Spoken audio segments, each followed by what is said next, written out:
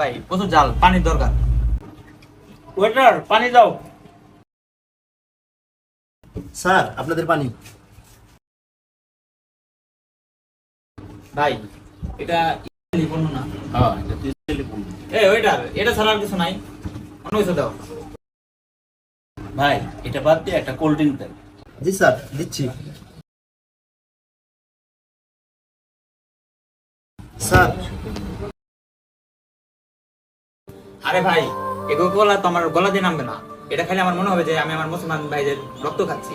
দেশে কোনো পণ্য থাকলে দেশে কোনো পণ্য দাও। কি ভাই তোমাদের কাছে কি ইহুদি পণ্য ছাড়া কি বাংলাদেশি পণ্য নাই? জি না স্যার, আমাদের এখানে কোকাকোলা, স্প্রাইট, 7 আপ, মেরিন্ডা এগুলোই আছে, তাছাড়া কিছু নেই। ভাই বর্তমান বিশ্বের যে পরিস্থিতি, আমাদের মুসলমান ভাইদের উপর যে নির্যাতন চলতেছে, তারপরও আপনারা এই সব পণ্য বিক্রি করতেছেন। আসলে আপনাদের এই রেস্টুরেন্টে আমরা মাঝে মধ্যে আসি, আপনাদের রেস্টুরেন্ট আমরা বয়কট করলাম।